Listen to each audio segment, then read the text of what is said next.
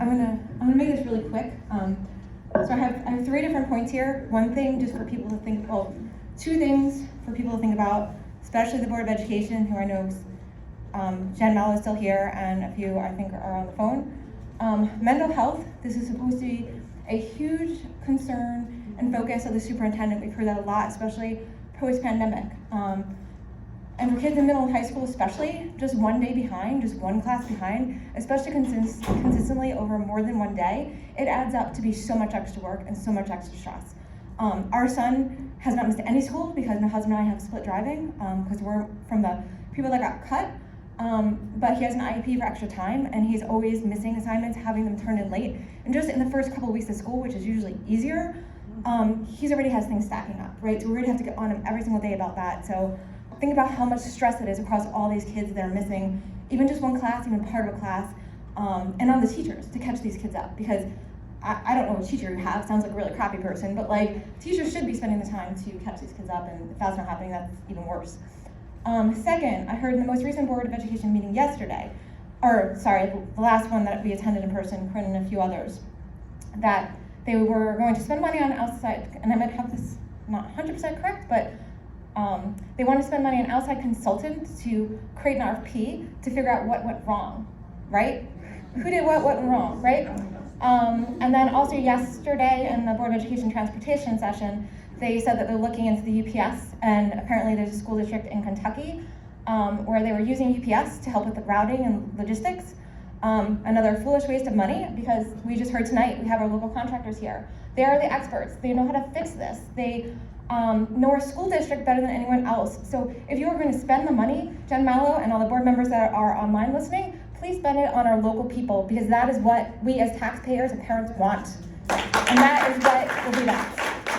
And that was also put in the hands of Dr. Moderano, I believe, to figure out that RFP, to figure out his own mess, which is even crazier, makes my mind blown. But anyways, switching subjects here. They can't hear online. Okay. Is it muted again?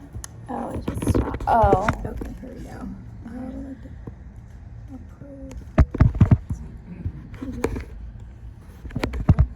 Oh, it's muted. There we go.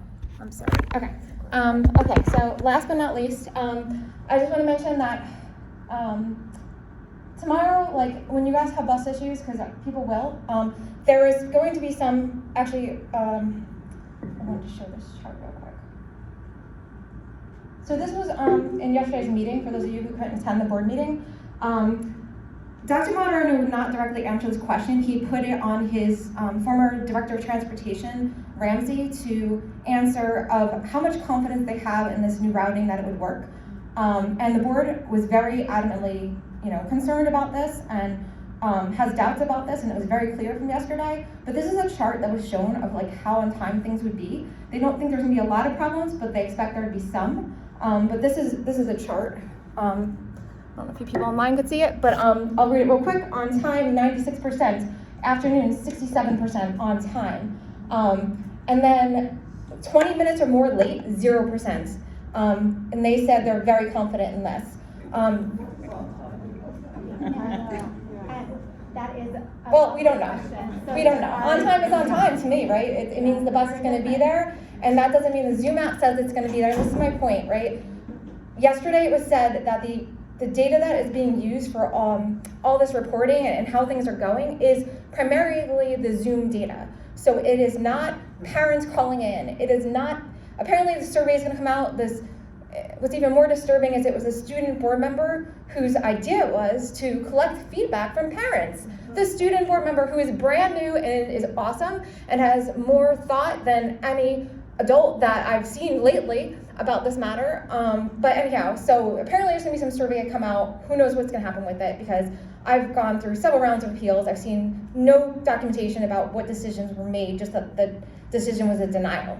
So that's just, my point here is 96% on time in the morning, 67% on time in the afternoon. Moderano would not speak to it. He pointed to his former Director of Transportation, who said, I'm very confident, I have 35 years of experience. This is going to work.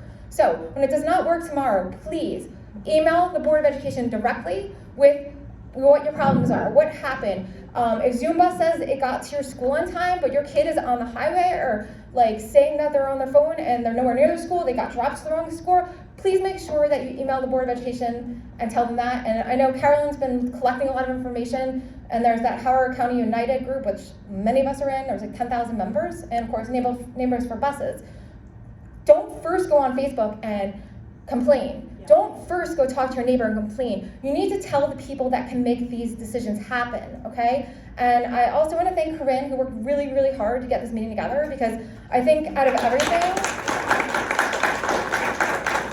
like seeing a lot of people that I've talked to online and not met in person, like having everybody together, the local bus companies, the bus drivers who were not going to speak but decided to anyways, despite like their fears, the parents, the students, you know, who have come in person to talk, like, you know, this would have never happened without Corinne doing this and putting this together. And so make sure, you know, if you're on Facebook, get in those groups. If you're not on Facebook, maybe join Facebook. Corinne isn't even on Facebook. She just started this group, and now it has like, what, 600 members or something? I couldn't keep up. Yeah, it's crazy. So, I mean, it's sad that we as parents have to overrun the county. And we're not even gonna talk about the government because they won't even listen either, but they think that they don't have any jurisdiction over this, but they're the government, right? So they have some persuasion. We voted for them also, and you know, that's part of our tax money. So just please make sure that you talk to the right people when you're frustrated tomorrow. And I know it's hard, everyone's super busy, especially having to deal with your kids, but please make sure you talk to the right people, because that's the only way collectively we're all gonna get this done. And you can't just rely on those of us. None of us have extra time, just to be clear. She has 5 kids and she's a pediatrician in Baltimore, not even in Howard County, okay? And she's doing all this, right? So like the least you could do is send an email, make a phone call.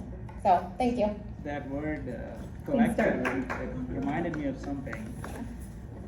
Just that word, collectively. Okay. So one of the things that I remember Dr. Martorano doing was the bunch of emails that came out when the buses started getting late. And a lot of them were apologies and said, you know, sorry. But you know how you say when you take credit, distribute it, and if you're taking blame, take it on yourself? Most of the apologies were, we were sorry, you know? We were sorry, we messed up, the county is doing this. But it's always, I'm so proud. You know, I think it's the complete opposite of how it should be. Just the tone. Yeah, that's very observant. So we are past 8 o'clock, but I wanted to take a moment first just to thank you all, because it is very hard to get families, parents, community members together on a school night. And props to our president of the Howard County Education Association, when tomorrow all the teachers are starting a new schedule. And I know it is very challenging for teachers to even attend an event like this, because they obviously don't want to speak against their administration, but teachers found out. You found out 13 minutes before we all got emails in our in-basket saying that tomorrow would be a new schedule. So thank you so much for being here, for listening. Our teachers are in our thoughts as well. They have been staying after school. They've been trying to catch up kids. I know there are some teachers who, are struggling to keep up with all of this going on. It's extra work for them to individually catch up different students. And so I do want us to also thank our teachers who are working super hard to help our students through this. So I just wanted to take a moment to reflect on the night. I won't be long, but tonight was the first night that we were able to come together to discuss our concerns on the Howard County school bus crisis. We're going to compile the concerns that were created. I know some of the recording can go through, but we'll go through what we have, and then any written comments that you would like to email to us, I'm happy to add that to our compilation. And we're going to share those with our community. Anyone who left their email address, anyone who reaches out through our social media accounts, we're happy to send copies. I know some of the Board of Education members had also specifically requested some comments from tonight's meeting. They weren't able to attend. So just coming together is a huge success, but it's not the end. We need to continue advocacy efforts, like Darla said. There are a lot of people on Facebook. They're very quick, or social media in general, to say there are problems out there. But it's not just about noticing that there's a problem. It's about showing up and telling leaders what we see so that they can make changes, and that we speak out when we feel like something is not okay. In my opinion, it was not okay that we stopped. We cut children out of school bus service without any sort of a public hearing, so that families were surprised. Like, my kid doesn't get bus service anymore? Why? A policy was changed, why? And so that was how I got involved, because I didn't think it was right for us as American citizens to be sitting here and allowing things to happen and not to speak out. And so I would encourage you, I had no idea that there is a lovely public forum. I'm sure Jen Malley, you may be sick of seeing me at these meetings, but there's actually a lovely opportunity in our board meeting that honors the fact that parents, families, community members do have things that they want to tell the school board. So in almost every school board meeting, there's usually a school board meeting every other Thursday. There's a 4 o'clock meeting, and there's actually also a 7 o'clock meeting, which is usually a little easier to get to for a lot of people's work schedules. There's 5 open slots in the 4 o'clock session, 5 open slots in the 7 o'clock session. So in general, you're allowed to sign up. You can register up to 3 weeks in advance. These are all the upcoming dates. I have them up here on the PowerPoint. You can sign up to speak for 3 minutes, just like you were speaking tonight, and that allows other people to hear your concerns, and I would encourage you to keep doing that. So similarly, the county council, as Hooray Haku mentioned, they have opportunities to speak, and